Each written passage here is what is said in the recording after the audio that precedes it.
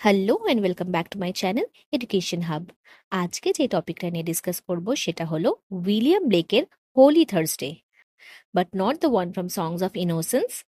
এইবার আমরা দেখব সংস অফ এক্সপিরিয়েন্স থেকে সেম টাইটেলের পোয়েমটাকে, যেটা একটা dark, satirical and socially critical version. পোয়েমটা খুব ছোট্ট হলেও মিনিংটা কিন্তু খুব হেভি। আর আমরা এই ভিডিওতে পোয়েমের line by line explanation, themes, symbols, summary and full analysis দেব। So let's begin. প্রথমে আসা যাক পোয়েমের কনটেক্সট আর ব্যাকগ্রাউন্ডেতে। উইলিয়াম ব্লেক দুটো কন্ট্রাস্টিং কালেকশন লিখেছিলেন। সংস অফ ইনোসেন্স 1789-এ, that consists of pure, hopeful and childlike tone. And the next one is Songs of Experience, 1794 এ লেখা, that consists of dark, realistic and bitter truths.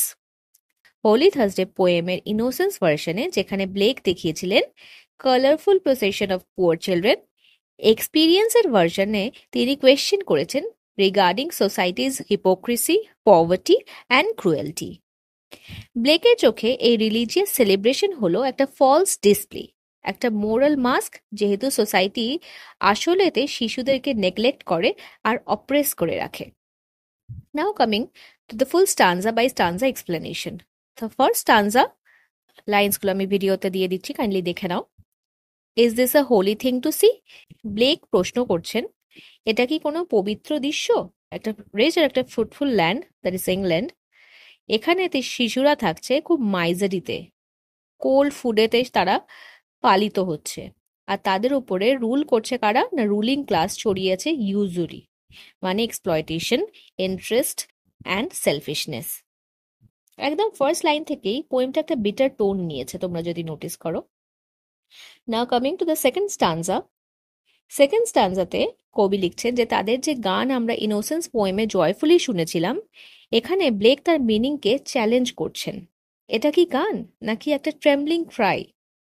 এটা কিন্তু কোনো আনন্দ নয়, বরং খুব যন্ত্রণা, পেনের একটা শব্দ।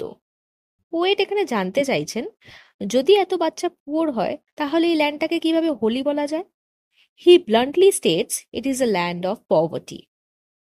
নাও coming to the third stanza. এই স্ট্যান্সাতে ব্লেক ইউজ করেছেন খুব powerful symbolism. Sun does never shine, যেটা বলছে যে no hope, fills bleak and bare, যেটা সিম্বলাইজ করছে এমটিনেস আর deprivation. Next, ways filled with thorns, যেটা সিম্বলাইজ করছে সাফারিং অফ লাইফ।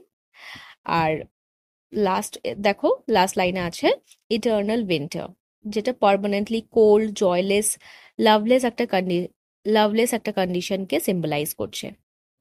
এই স্ট্যান্সা হাইলাইট করে, এই পুরো স্ট্যান্সাটা বেসিক্যালি হাইলাইট করছে emotional, spiritual and economic poverty.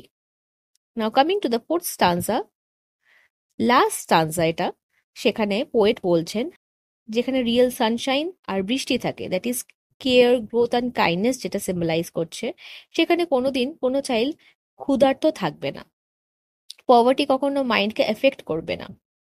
তাই আমরা দেখি যে পোয়েট ইনডিরেক্টলি পুরো পোয়েমটাতে ক্রিটিসাইজ করছেন ইংলিশ সোসাইটিকে, যে তুমি রিচ হয়েও তোমাদের শিশুকে প্রোটেক্ট করতে পারছো না। কিন্তু তোমরা যদি পুরো সামারিটা যদি ধরো, তাহলে এরকম হবে যে উইলিয়াম ব্লেকের হোলি থার্সডে হলো একটা খুবই ছোট কিন্তু একটা পাওয়ারফুল স্যাটাইরিক্যাল পোয়েম, যেটা ফার্স্ট পাবলিশ করা হয় 1794-এ।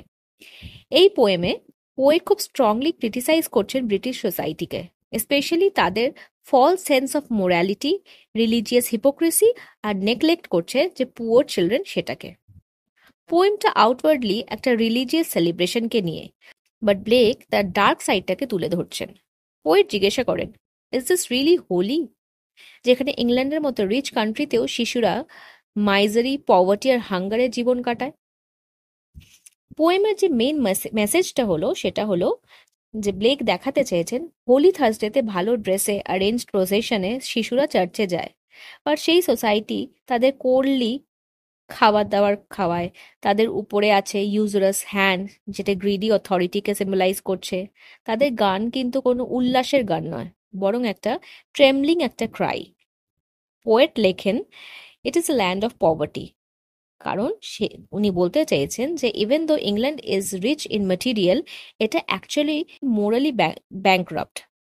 যে কি ইমেজেসগুলো ইউজ করা হয়েছে সেইগুলো হলো eternal winter, trembling cry, sun and rain, bleak fields and thorns. Now coming to the key themes of this poem. The first one is hypocrisy of religion and society. Next is the childhood exploitation. তারপরেরটা হলো poverty and suffering. Next, lack of genuine compassion. And the last one is the loss of innocence.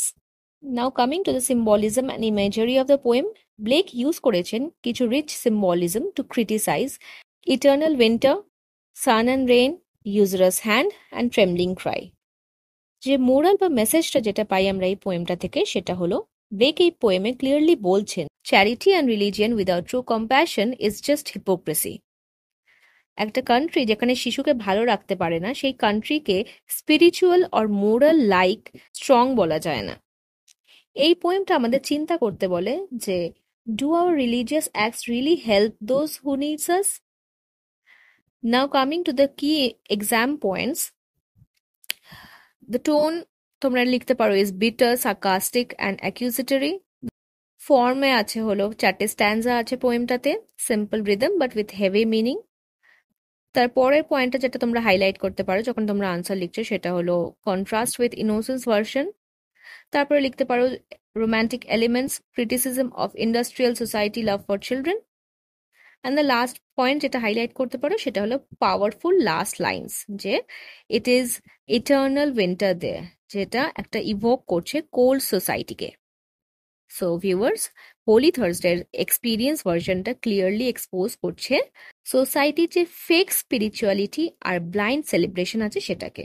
William Blake আমাদের চোখে আঙ্গুল দিয়ে দেখিয়েছেন যে শিশুরা যদি ভালো না থাকে কোনো প্রসেশন, প্রেয়ার বা রিচুয়ালে কোনো অর্থ নেই। So this was all about the experience version of Holi Thursday. তোমাদের যদি ভালো লাগে তাহলে অবশ্যই লাইক, শেয়ার অ্যান্ড সাবস্ক্রাইব করো আমার চ্যানেলটাকে। তো দেখা হচ্ছে নেক্সট ভিডিওতে। টাটা।